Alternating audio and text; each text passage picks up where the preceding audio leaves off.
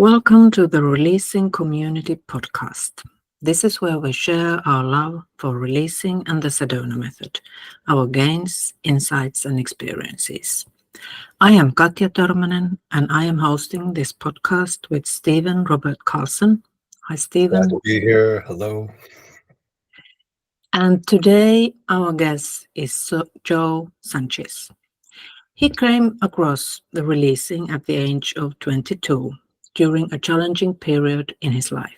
Since then, he has embraced releasing in his profession, relationships, and giving back by sharing this gift with others.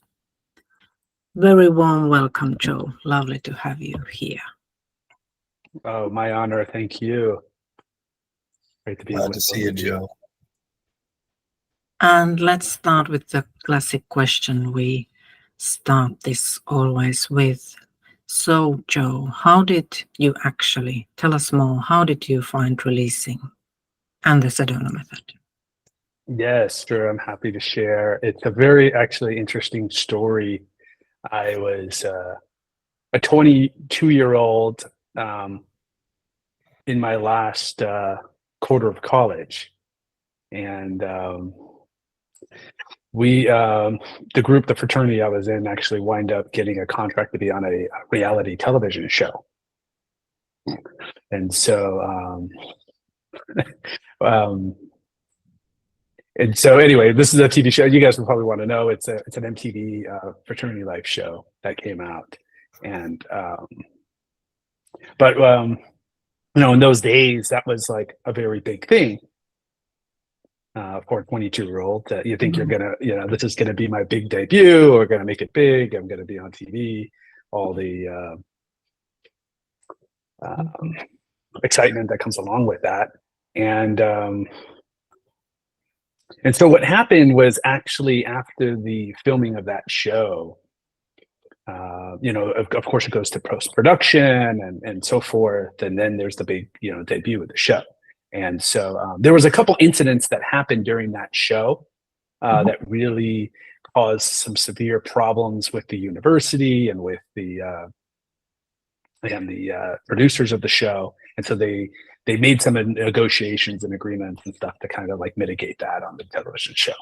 So anyway, when the show comes out, and my as a 22-year-old, I'm about to, at this point in my life, now leave college, go into the career world, and my biggest thing in that moment was all about looking good. That was really important to me. So I did everything I can to try to present myself in a way of looking good. And so when this show comes out, I am completely horrified, because what happened is that they did a bunch of like wicked editing and portrayed me as the villain of the show.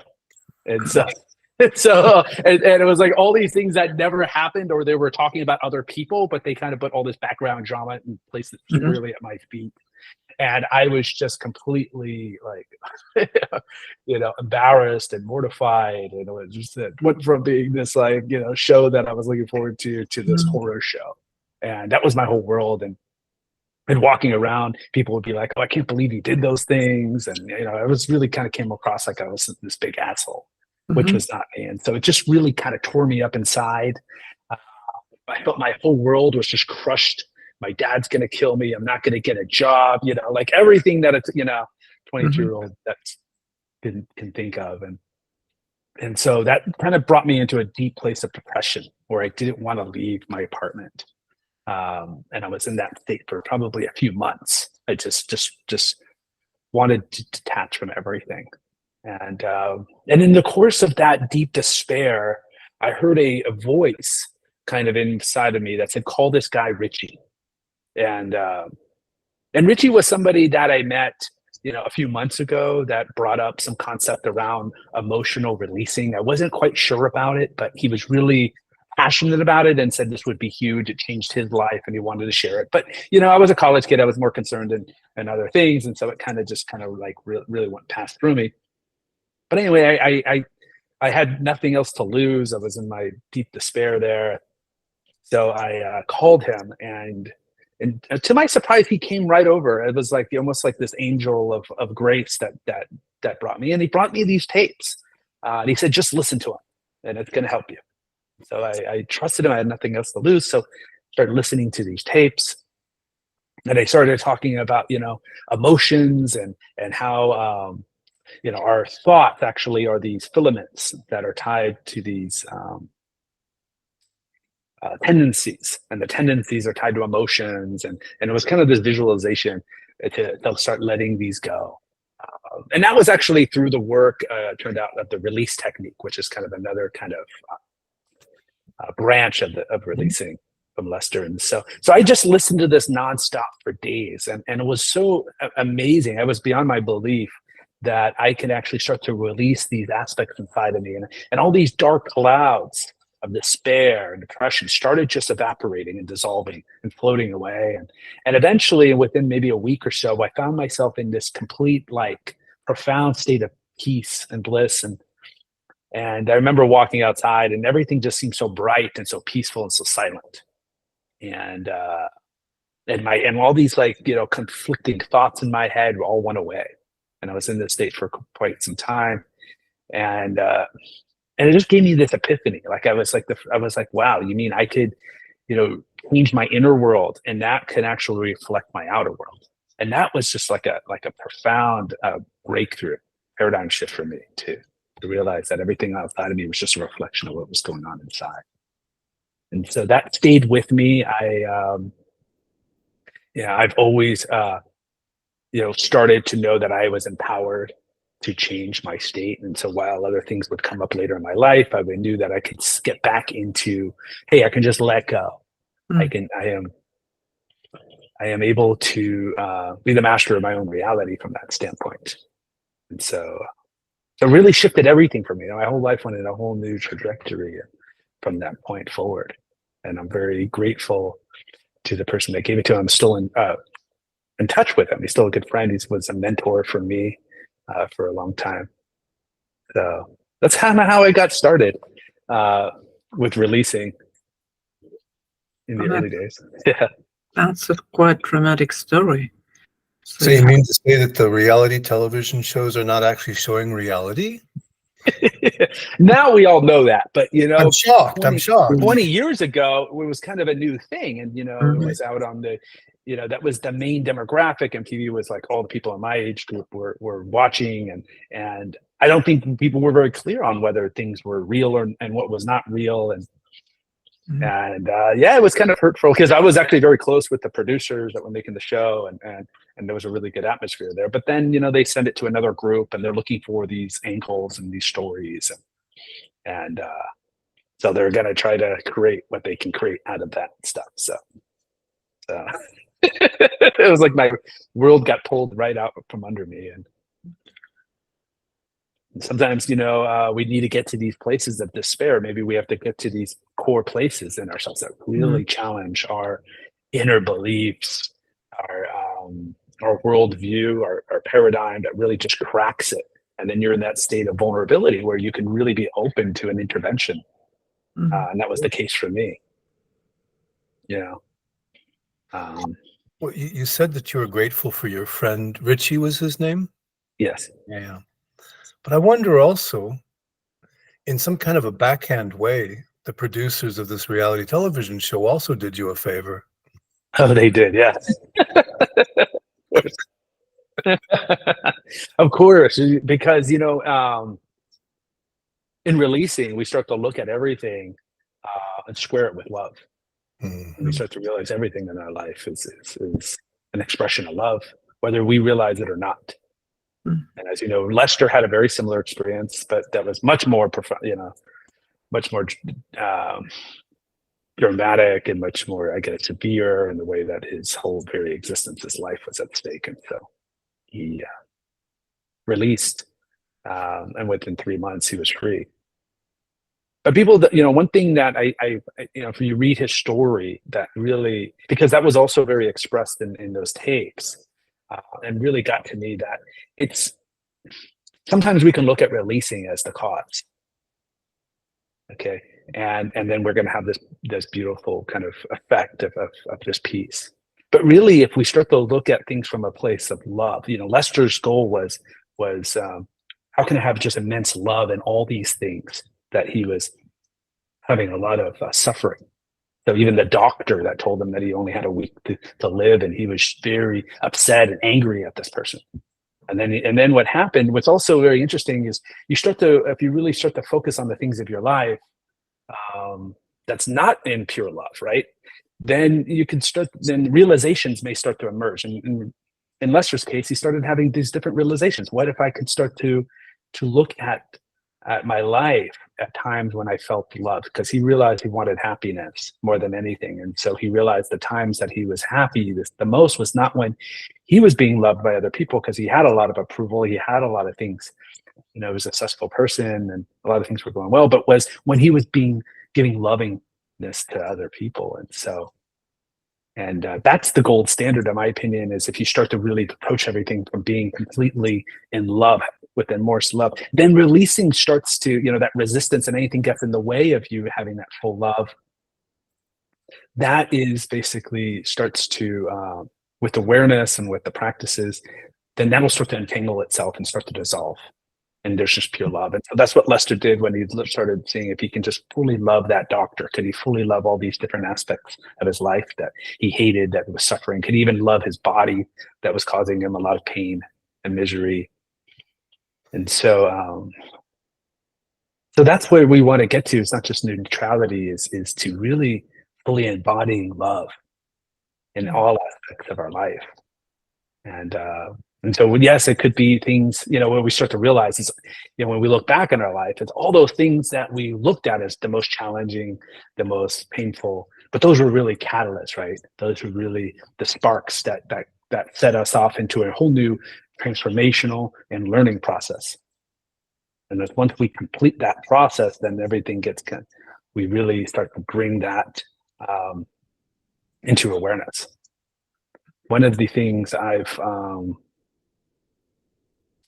the way that I look at this journey with releasing and the work that I do and how I share this with other people is that releasing is a lot of, is allowing us to disembed and basically we're letting go the aspects of ourselves that are keeping us from being in alignment. So when we let go, we disembed, and we can let go those pieces, those conditions. It's really about disembedding conditioning, right? And then what you'll notice is that you'll reach a new, when you're in that peace and you're in that silence and you're no longer have that conditioning that's preventing you from being in alignment, then in that silence, some realization may appear. And that's where the wisdom comes from. And so and then we want to integrate that into our being, right? So a large part of my process, if I look back, it's really been a large part of disembedding conditioning through letting go and then integrating realizations and wisdom. Can you give an example of what you mean by conditioning? Yes. Okay. So when I was younger, one of the things I struggled with was being on time.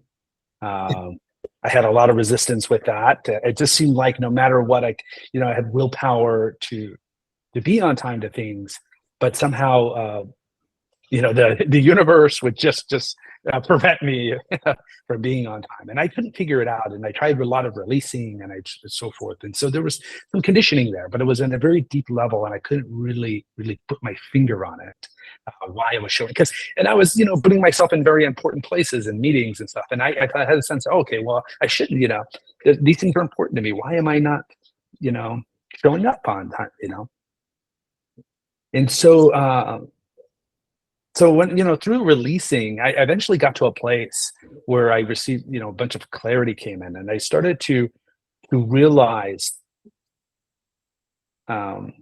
that really what was behind everything was that I had a story, I had a conditioning that I didn't matter. And that's the opposite what you would think. It's completely opposed to.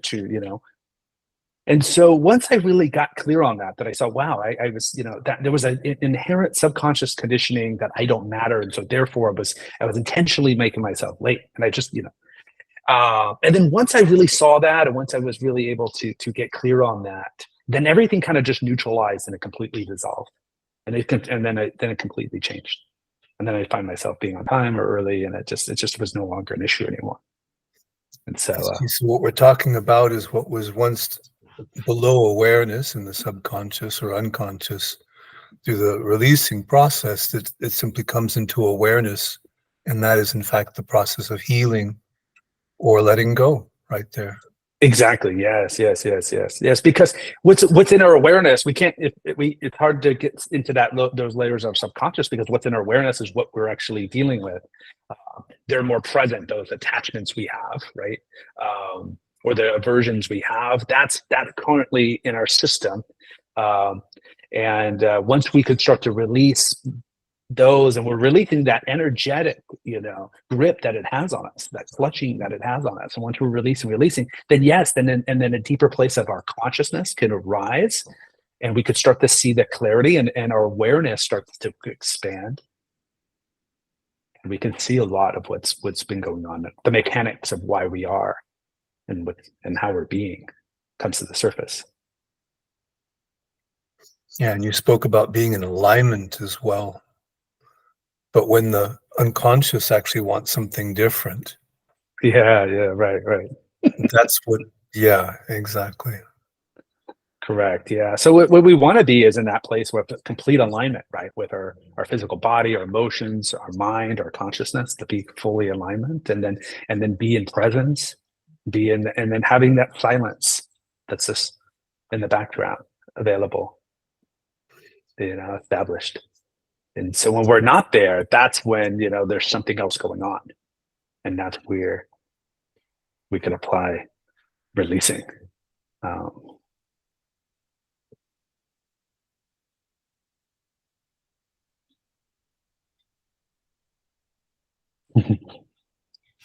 like that kind of expression of speak about silence, and then we have one. But yeah. also, you said that you kind of really quickly got to this very expanded state, or you had this beautiful peace and silence with you. So, and you started sharing it. So how quickly did you start sharing or talking about it, or facilitating others? What was your part there? Yeah, that's a great question. It took me quite a long time. So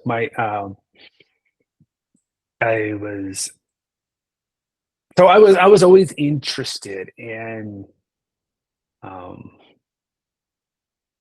bigger, I guess, fundamental questions of what's the purpose of life, and what we're doing here, why we're all just moving around and on this planet, and those type of things since I was an early child. And so I was always kind of reading philosophical and kind of more spiritual type of orientation.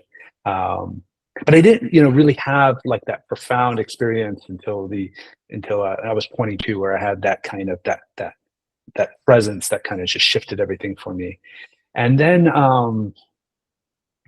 in my life, I said, and things still coming up, right? You still, I was in business, and then an entrepreneur, and then different relationships. When you start to kind of that's when a lot of things start stirring up. It's in our intimate kind of containers, right?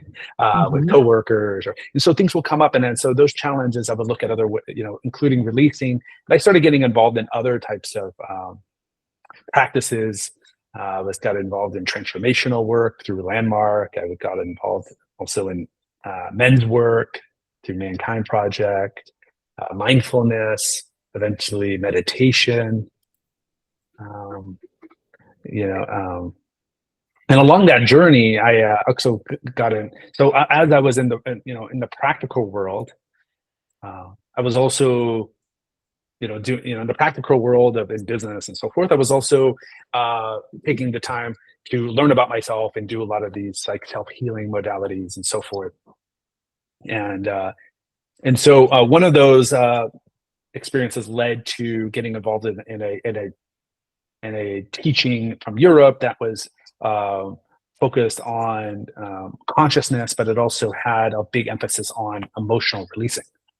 And it was a different kind. It was more like an energetic, or it was a process based off more of the yogic philosophy. And Can so you I tell got us, very involved in that. can you tell us the name of that? That would be interesting. That was called Practical Consciousness. Okay. And so I got involved at that, and then eventually went through their teacher training program.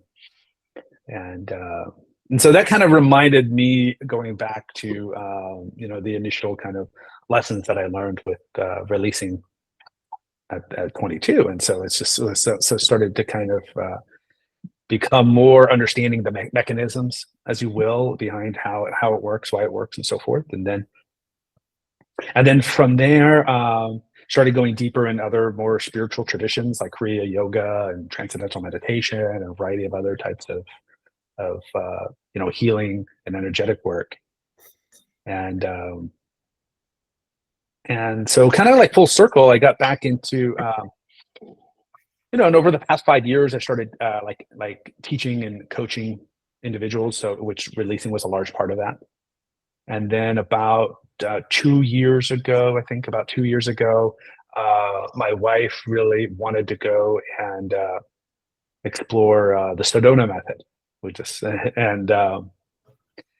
and at that point, I was I was like, oh, okay, I'm already very familiar with releasing. What more can I get from that? But something just said, yes, let's go to Sedona. Let's go to this retreat with Halskin. And it was just like a really beautiful experience. I love the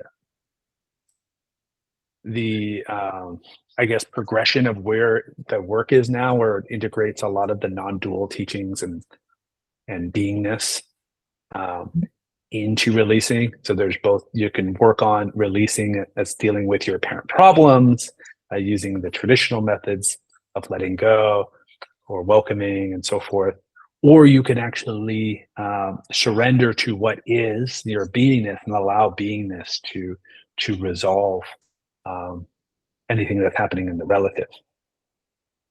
And so it was really kind of just like kind of connected a lot of the dots together for me. There was a Maharishi Yogi said that life is all about being 200%. He said you want to be 200% out in the world. And what he meant by that is 100% full in your inner space, in your beingness, and then 100% out in the relative. And I feel like that's, when I'm doing meditation, that's like nourishing myself. That's allowing me to get into that stillness. And releasing is that part that frees you in the relative. And ultimately, they are all both interconnected, you see. You can also think of it like a horse. You can either lighten the load, which is releasing, you're letting go, you're dropping the supplies off the horse's back, or you could be strengthening the horse. That would be strengthening your consciousness through meditation. And I think they're both are very powerful. They're like two wings of a bird. They're super complementary. And that has really been a huge part of my own personal journey, those two aspects. And eventually, you're getting into deeper alignment with yourself. The more you surrender, you're just going deeper into that, your sense of beingness, and you start to embody it, and then you start to become that, and then everything starts to change for you in a way that your life starts to become like just more effortless and more simple, and life starts to just kind of orientate itself for you, and so as we start to let go of what is not, we become more of what is, and we become what I call like a conscious curator.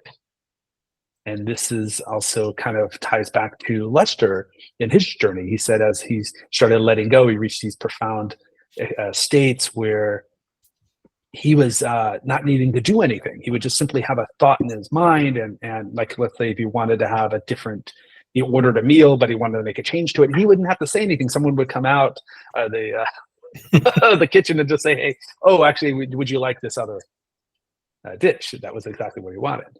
And so, that means is that we start to, instead of being the doer, instead of having to do things with willpower, right? We start to now create through consciousness. And so. Exactly.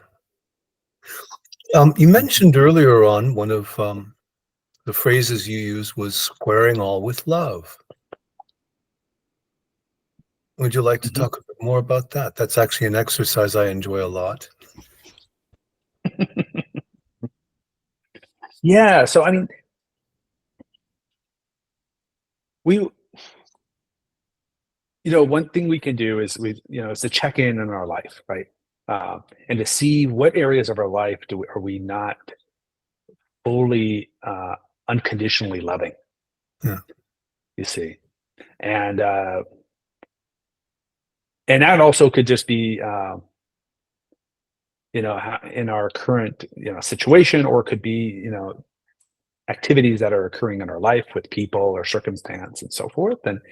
And I will, you'll notice and say, okay, oh wow, I'm not being fully loving with this person. I have a personal agenda, or I have something that I'm wishing to get out of this relationship or the circumstance. I either want control out of it, or I want approval out of it, or or um, there's some sort of separation. There's the ego that wants to be important in that situation, and so when we're doing that, we're separating ourselves from that love. And so that's really the gold standard. I would say the acid test with anything in our life. If we're not completely loving, and that gets hard, right? Because how can you get loving for somebody that really caused a lot of pain and trauma to you? How can you be loving to somebody, to a very horrible accident that maybe occurred to you? That how can you be loving to I mean, some horrific things? And even look expand this to the world, all the pain and suffering and conflict that's happening. But how can you be loving in that? Well, that really takes a lot to really, you have to transcend your own individualized perspective and move into both the perspective of the other participant. Okay. And then once you're able to see that, then you can even transcend into even a higher, more superior perspective where you can see everything as just a dance or a play within a larger kind of cosmic experience. And all of it is all love. Love is just the totality and expression of everything, um, and the experience we have of learning these different things is all just love. If we realize that we didn't really have any real consequences, right? Like if you were just playing a game, or think about when you were having fun as a child, it's this. We realize, it's very light, it's very playful, we're doing things, but it's we're having that loving presence, even though things may appear to be a challenge, right? There's no consequences, so we have that attitude in life because there really isn't any consequences, it just appears that there is. Then we can really embrace completely loving. And it requires us to break our conditioning, to break the symmetries that we have. Well, exactly in the same way you talked about your story with the producers who made you the bad guy. Yeah, right. It took a while to even after that to go back and to love all parts of that experience, to love the producers, to love the other participants that were in the filming of it, to love how it was portrayed, love me, even though I was like, that was an aspect of me I was just horrified to be shown and expressed in the world. It's actually taken me even a while to actually even want to be um, in public. After that, I was somebody that liked being very self-expressed, and then that actually had an impact on my self-expression. I started realizing that I was closed and I was limiting myself and being risk averse and so forth because of that the turmoil of that show. So do I understand that what you're saying is that the producers and in their portrayal of you as the villain were actually touching on some aspect of you that was true, even though they exaggerated it perhaps and added to it and so forth? Or am I just making this up? Is that what I heard you say? Well, I think I think there was some truth there, because in the way that we were all trying to inflate ourselves to make ourselves look good, right? Um, So definitely, there was an aspect of me trying to position or manipulate things to try to make myself look good on that show, which I also had to come to that realization and deal with that. But then yeah. also the parts of myself I didn't want to see, the parts of being embarrassed, being, just doing foolish or stupid things. And so there was also that aspect of it. Then there was also the aspect of feeling betrayed, right, by some of my fraternity brothers that were maybe involved with things, as well as the show. So there was a lot of things just stirred up. And so, and there was a big one was a sense of approval for me, right? That, you know, the sense of wanting to look good and get approval from others, and then that's gonna, you know, destroyed at its core. And so, and what is it, and how do you give meaning to that? Oh wow, okay.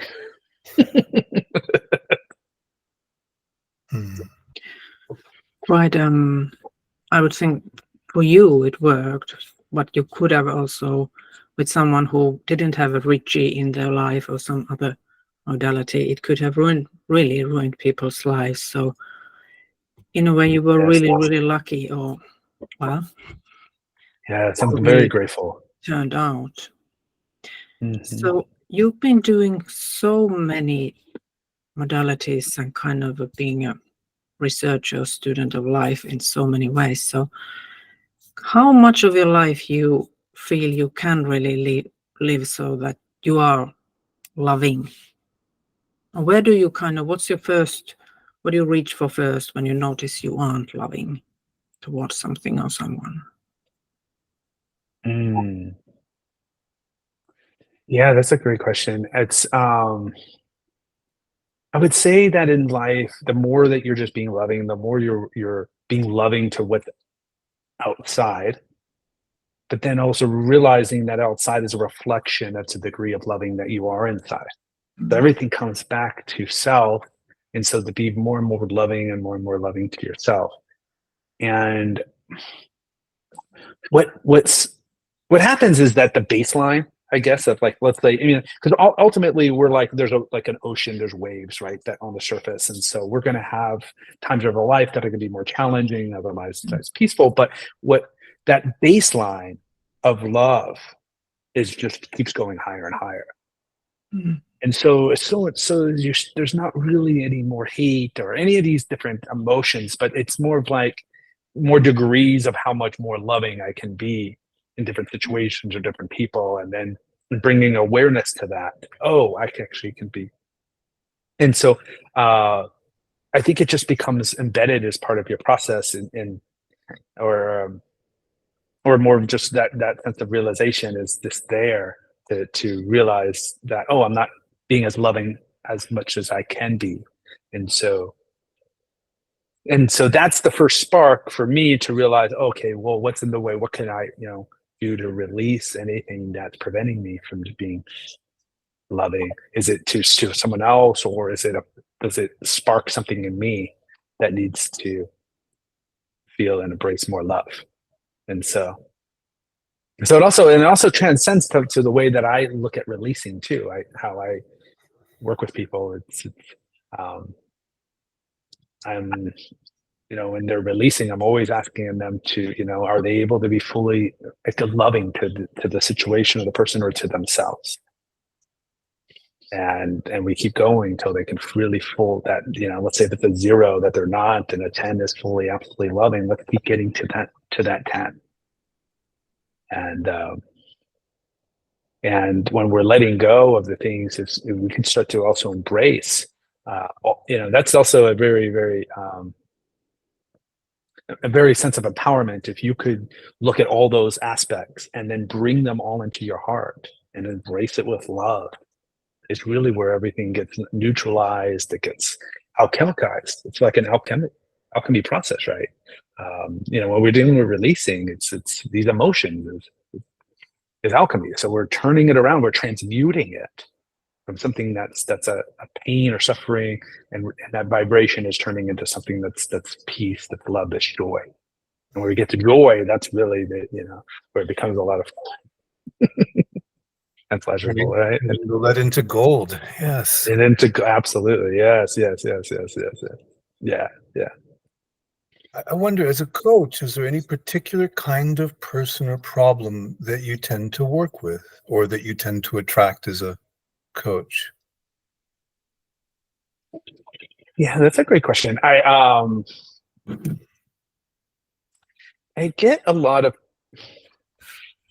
people that are, I would say, a mix that's in the practical world. So people that are actually looking to play a larger stage and role for themselves. They're either like entrepreneurs or business leaders, or influencers that are really looking to expand themselves to the next level, and they realize there's some limitations that they are getting into and some blocks that they have, and so I'm helping them release those blocks and helping them to stand into a place of much more empowerment and more alignment within themselves. And then there's also a lot of clients that I work with that are also in the spiritual world. So there's also, as in the spiritual journey, we can also get enslaved in a lot of the phenomena of consciousness. And we can start to identify with aspects of that, or different spiritual aspects start to become kind of, ingrained in us. And so those are people that are like, that are holding leadership for communities or for people, but to help them even break that into a whole nother level of expansion so they can really be free and established in being. And so, yeah, anything that, people that are dealing with mental and spiritual enslavement, I would say there's that sense that we're not fully empowered, not fully able to create a reality. And knowing that we don't need others to heal themselves, it all starts here, right? We can easily give our powers away to many people, many circumstances. And I certainly have experienced that myself, right? When we realize, oh, wow. Or what we're doing is we're looking for permission slips, right? We go to these retreats, we're going to these, it's like, oh, I can do it, but I'm giving a permission slip to myself to do these things. And so why not give it to yourself directly? Why have someone else or some other conscious phenomena give you that empowerment yourself? So that's the beauty in releasing, is that we're fully empowered to the degree that we want to be. As we become more fully in alignment with ourselves, exactly. Absolutely, yes.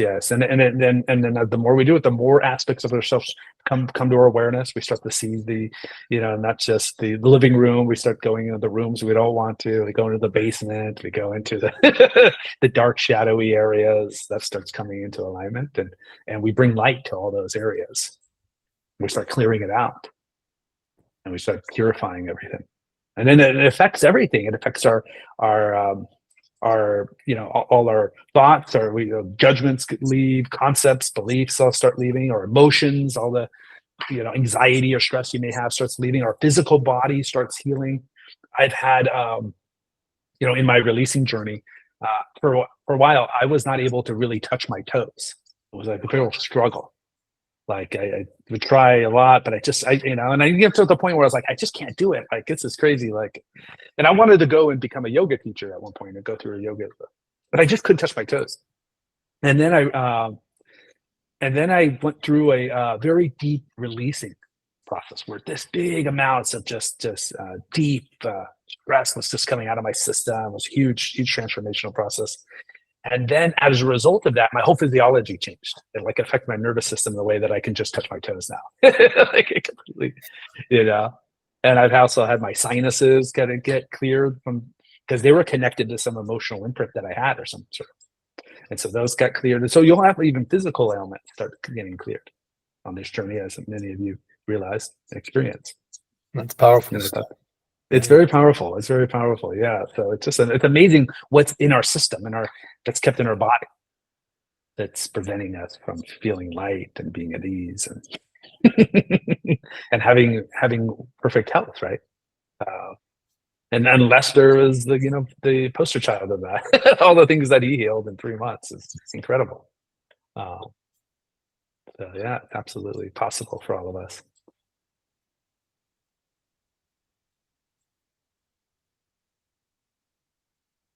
I'm watching Katya to see if she has a question coming up. I'm trying to form it now. I've got one, though. I see that you very often use the name Ganesh. Would you like to? I'm just curious to know why. Ganesh, of course, is the Hindu deity. Yeah, I mean, I have a connection to that. It's you can call it an aspect, a quality, a template of the divine, right? Um, and it has the quality of removing obstacles, right? So in the Hindu pantheon, Ganesh is always evoked before any type of ritual or any type of puja, so to clear and purify. And so I think Ganesh is a really great archetype for releasing work. I embody or express the sense of Ganesh because that's the energy of removing obstacles. But what's also interesting, if you look at the story of Ganesh, Ganesh is also connected with a sense of a childlike joy. You see.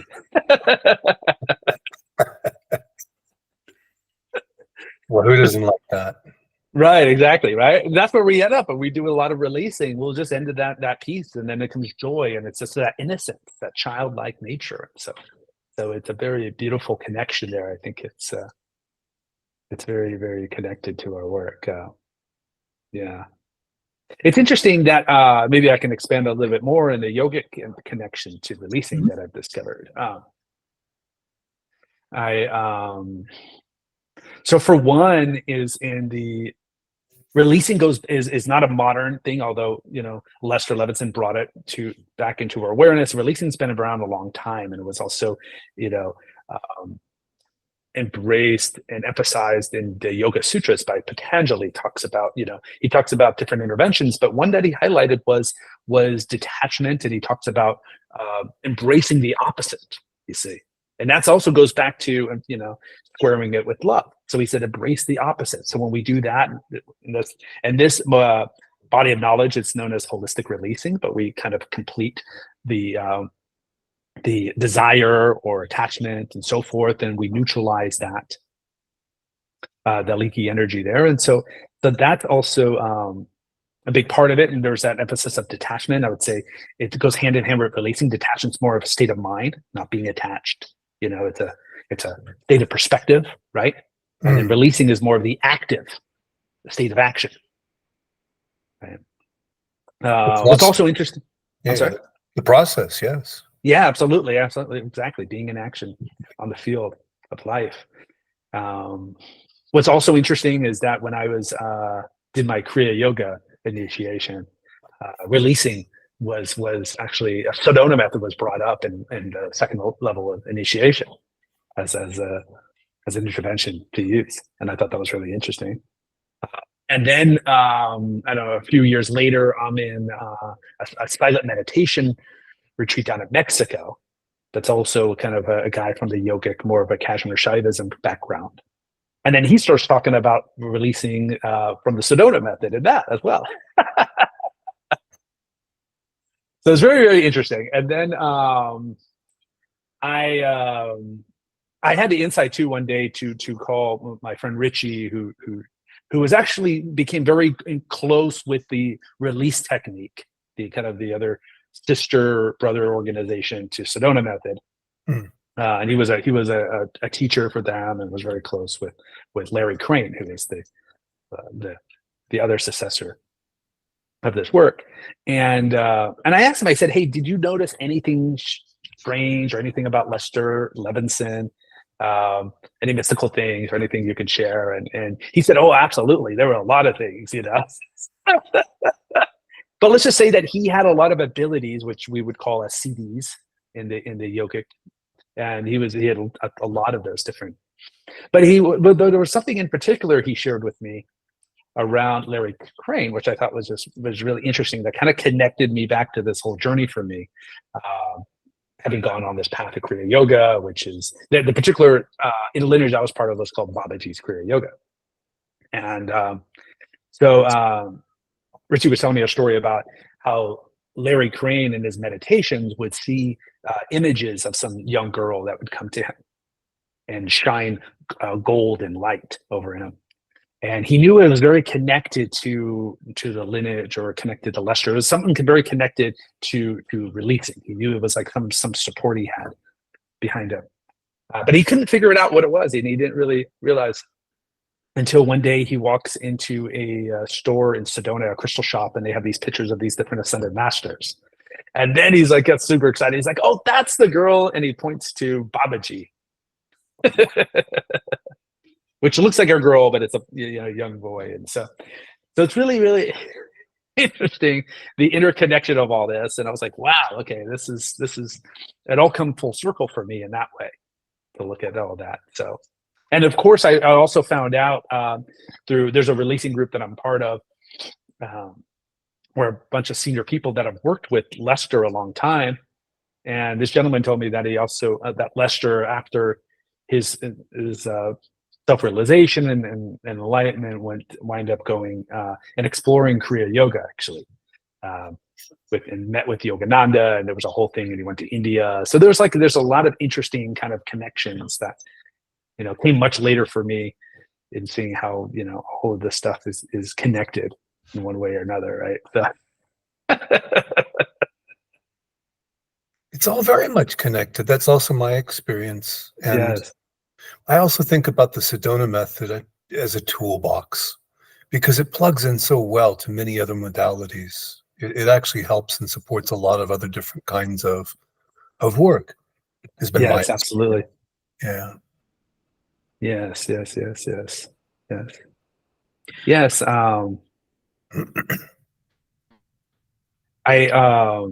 Some other areas that people can explore releasing, as opposed to the areas that they're already familiar with in this work, is releasing to realization. That's one of the things I teach, is helping people to release to a place where they can get into that deep silence. And in that deep silence is where, of course, realizations come from. They don't come from the mind, they come from that silence. And then from that silence, these realizations emerge. And we tended to look at the journey as self-realization, or we have this big moment, but it's actually, in fact, a bunch of realizations that reach that state. And then from there's even more realizations that come. It's just an ongoing unfoldment of realizations. So that's one of the ways. And another way to look at this too is releasing for creation. For what? Sorry? For creation or manifesting things. Creation, right? Yes. So we could start to release the things we don't want. We can let go of that and let go and bring love to that and embrace that with love right in our heart. And then we get into that silence. And then from that silence, we can then start to put conscious attention of what we do want. And in the Yoga Sutras, they call that samyama. And so there's ways that we can connect these different aspects, of releasing. I personally, my practice is I like to use a mandala of releasing every morning, releasing around these beads before my meditation. And then I release, and then go into meditation. And then create the intention that I want. I have to ask here, since it was your wife who suggested that you go to the Sedona Method retreat, so do you release together, or do you do it separately, or how does it show in your relationship? That's a great question. So I mean, typically we're releasing separately because I feel like it's your own process of releasing. However, the beautiful thing of being in a intimate relationship is that there's no one better than to reflect upon you than your, what you can't see, for example, right? Mm-hmm. And my wife's actually a reflector when it comes to human design. So she's like a powerful reflector. So it will bring things up, and then we are both, because we're both experienced releasers, we are constantly looking at, okay, we're like essentially activating. We can activate each other in that way, and then bring awareness. And so in that way, it supports our releasing. We know that there's something that comes to the surface now. And at the state where I'm at now, releasing is very fast. It's very natural for me to just, let go of things as being a witness and just being able to see things arise and just release them before they become a thing. But there's also a lot of, and I would say that's more the active state of releasing, right? Where we have things that are provoked in our environment that stir us up, that comes up, right? But we also have a lot of things in the background. These are like persistent emotions that we have, or concepts or beliefs or judgments. And that sometimes we don't always see that until it's brought to view. And sometimes, and those are, you consider those part of our blind spots. So it's really powerful if we're working with a partner, or we're in, this is why I like still going into intensive environments with other people, and especially also if you have if you have a wife, or you have somebody that want to be vulnerable with, the open, because they can shine a light on those aspects that we can't see ourselves. And it gives us more opportunity to bring that to the surface to work on and bring yourselves to further alignment. Who else knows you better than your wife? Yes, right. So in that way, it's a huge accelerator for personal growth. That's wonderful. Yeah.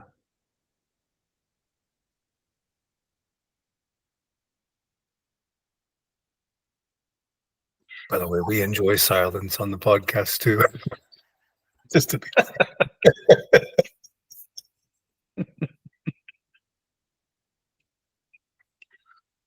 So it sounds like you've already mentioned several gains you've had, starting from where you started with this releasing path. But is there still some kind of a big line where you can see that releasing has helped you? Well, it seems like it's made your career as well, part of your career. So is there still your major gain, you would say, or, well, you have mentioned quite a few, but what you feel is the best gain you got from this? Wow. Just being in complete peace and love with everything as it is, both myself and the world. And being in beingness is the greatest joy.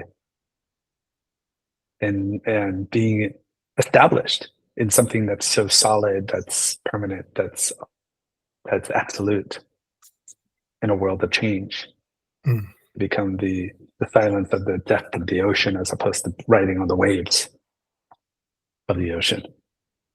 So this had that core inner strength that keeps you in alignment no matter what's going on in your life, right? I think, you can always see how well you progressed on your journey based off of your alignment.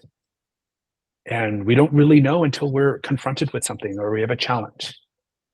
And so either life can bring you those challenges, or you can step into different environments where there's challenges, and then you can start to see really, how established is your alignment, and then also how long does it take you to get back into alignment?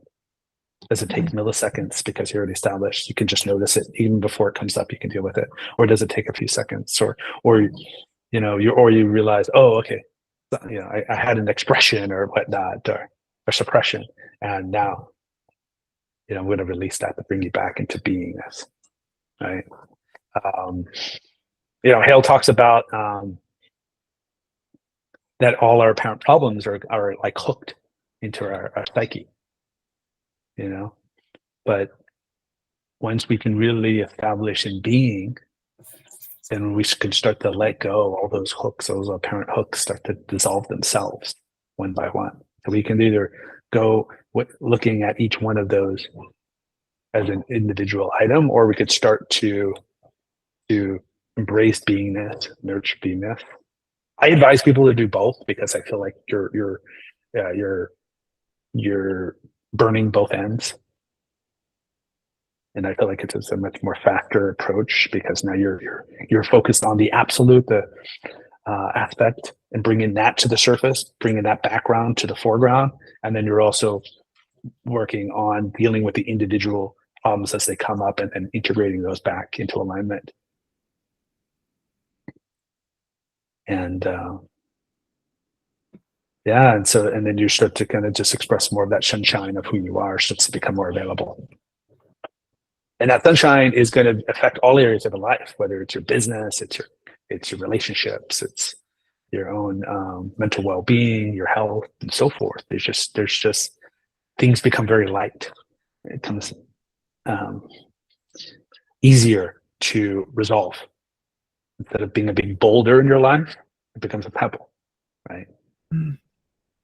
And there's nothing greater knowing that you have the tools. And so now there's nothing you need to source from somewhere else. It's all available within you. Mm. Yeah. And so everything's always reflected back into ourselves. And then from that place, you know, you can start to realize the truth of who you are. Right? Lester said that once you see the truth, it's first like a dream, and then eventually it becomes a dream that never was. I like that quote too. It's a lovely. I love that quote, but it's a very deep, profound quote, right? Yes. It's taken me many years to go deeper and to understand that quote, understand it from my own experience, understand it from the testimony of others, understand it intellectually. All those aspects need to come together for you to be fully embodied with that wisdom.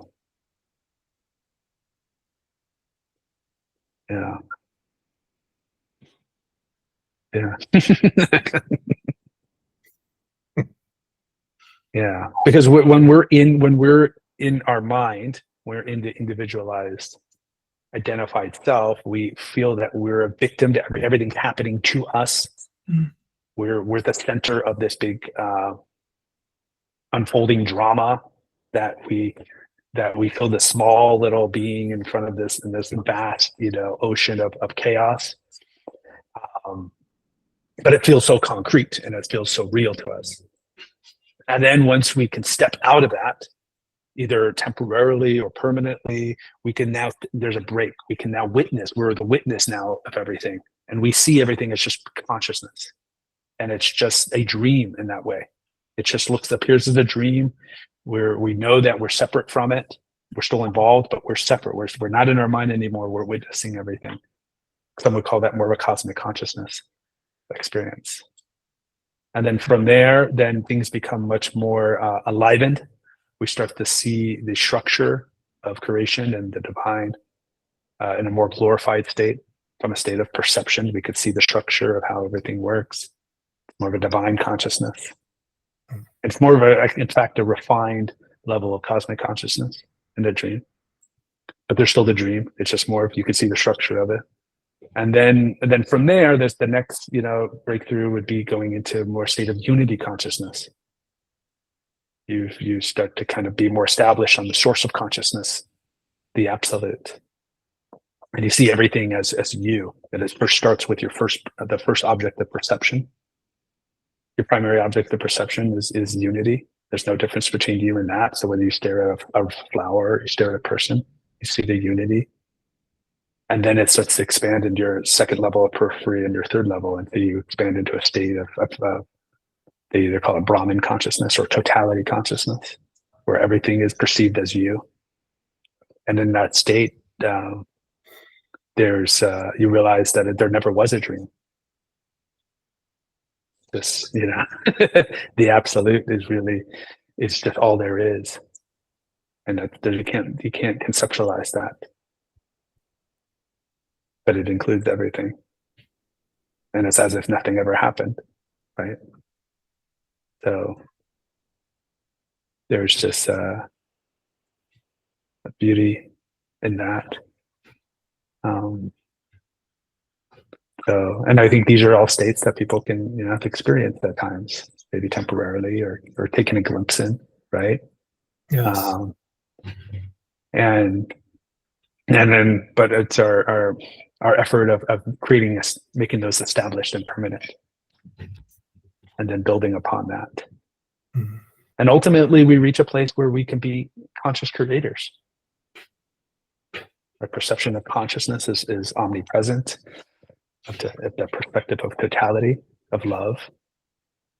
Is one, we see the love in everything, because that's the expression and the relative is full love. And then in the silence is that pure silence. And silence is really the ultimate intelligence. Mm.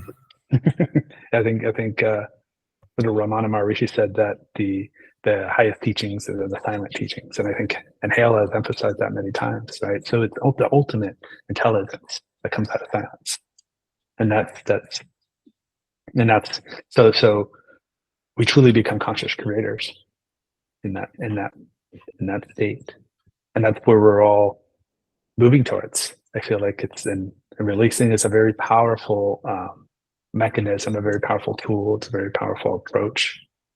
I wish it was emphasized more in the meditation communities, because it's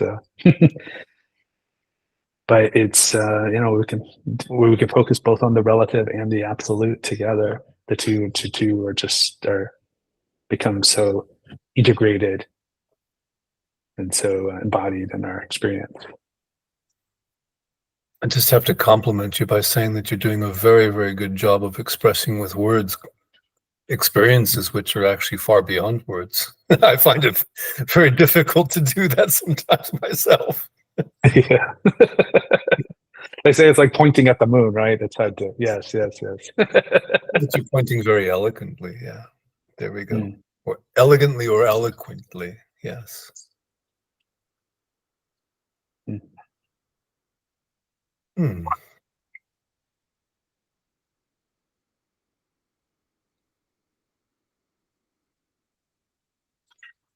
So I would like to ask now, it's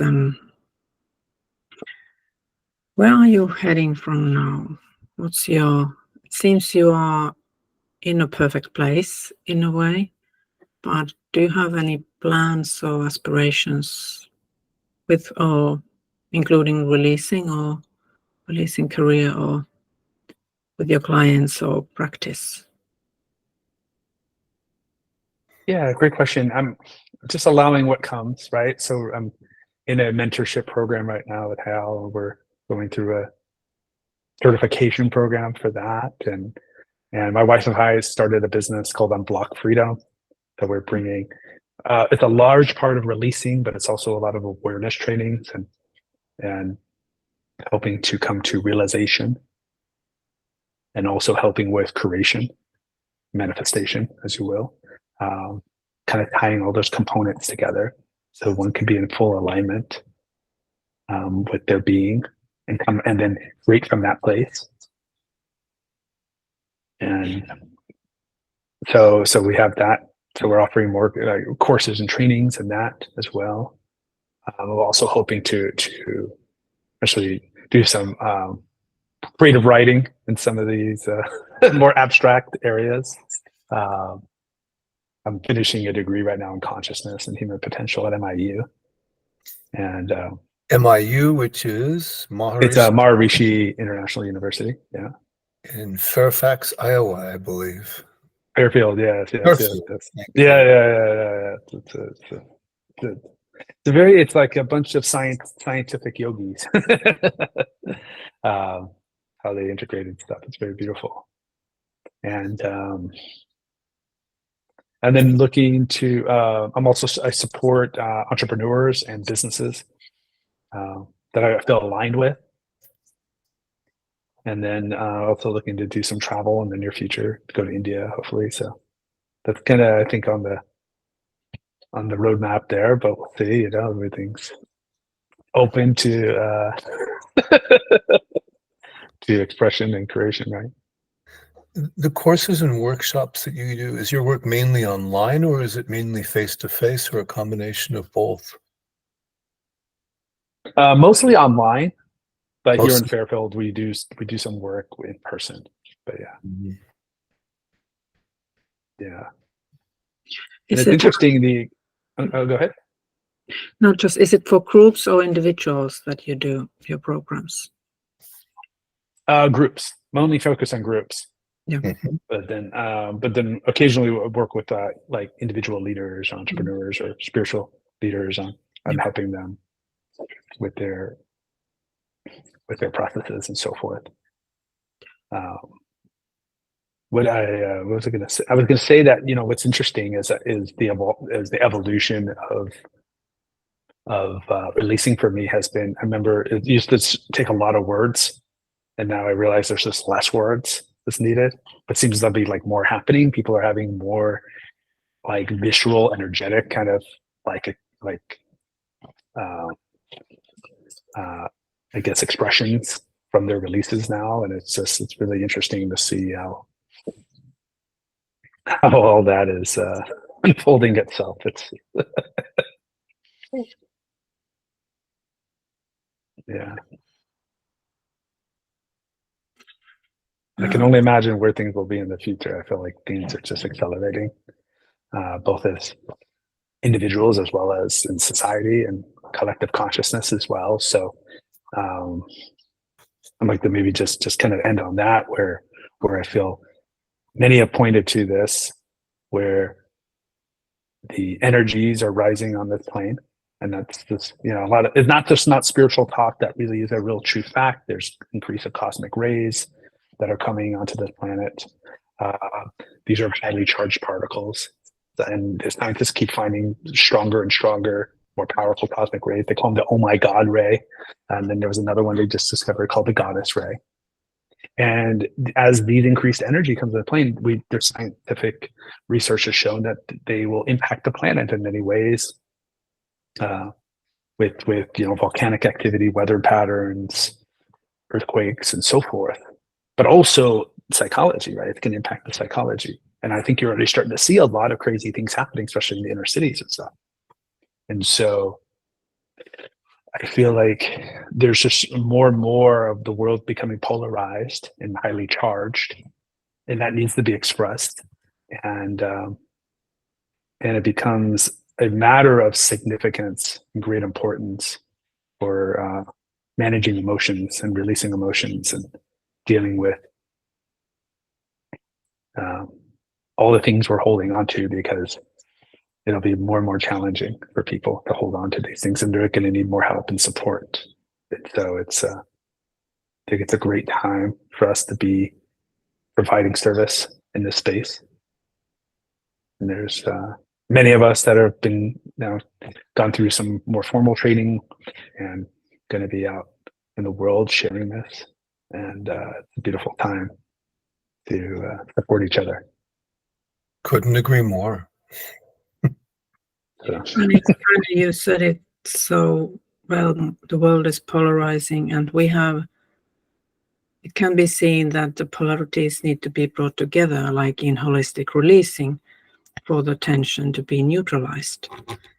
So absolutely, yes. But really, it's important to know that it's not anything outside that can really elevate our consciousness. The elevation of consciousness comes from the elevation of our own individual consciousness. Yogananda said, "The man who reforms himself can reform the world." Right? Yeah. So we have to. That exactly, polarization starts individually.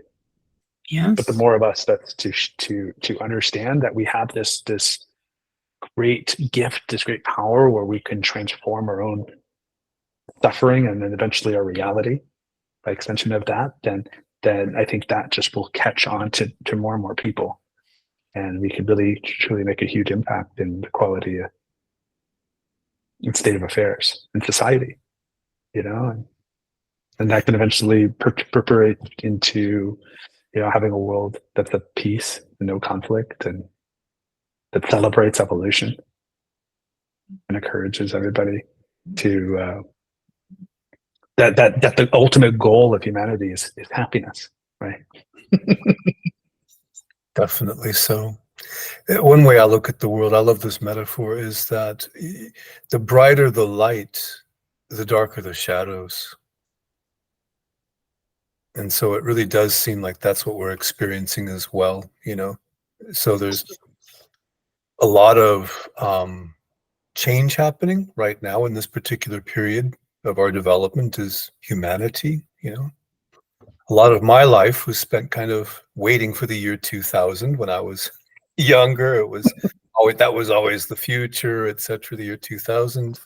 Yeah. And it seemed like it would take forever. We were always waiting. But then all of a sudden, you just can't keep up with the changes now, really. It seems like things have very much accelerated, so much more light now. And the internet, of course, the way that we're communicating now, and the internet, of course, is how I discovered the Sedona method. And it's how we've discovered each other as well. And for a lot of people, it gives an opportunity for us to share this and to, but again, also darkness. We know there's a lot of crazy things happening at the moment as well. Right, right. And then in that darkness, there's the opportunity to embrace that with love. Mhm, That's when we can really truly transcend duality mhm. and reach the place of non-duality, because then we could start to see that all of that was necessary, all of it had a purpose, all of it taught us something, and all of it was an evolutionary process, Mm, you see. And yes. so there's a gift there, there's a benefit, there's gratitude, there's love there, and embracing the wholeness of all of it in pure totality, right? And yeah, I feel that's that awaits us. Love your shadow, love your darkness, huh? Mhm. Yeah, I'm really blessed that a lot of the in men's work, I received a lot of training in the shadow work, which is really about confronting your shadow, seeing the shadow, transmuting that shadow, looking at it as gold, right? So, so within that shadow, that darkness, there's gold, there's light, whether it's at the individual level or at the collective level. Mhm. It's just, Exactly. So,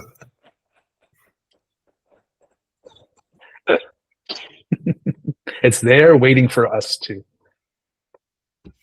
bring forth light, awareness, and acceptance to it. And then finally we claim it.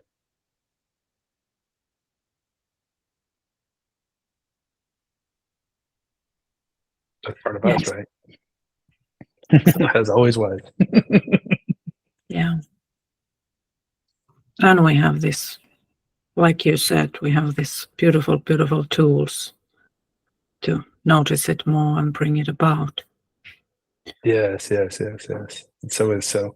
And from that point, you know, life first it becomes a challenge, but now you start looking at everything as a opportunity, right? Everything's a catalyst. Mm. Almost like bring on more. even being cast as the villain.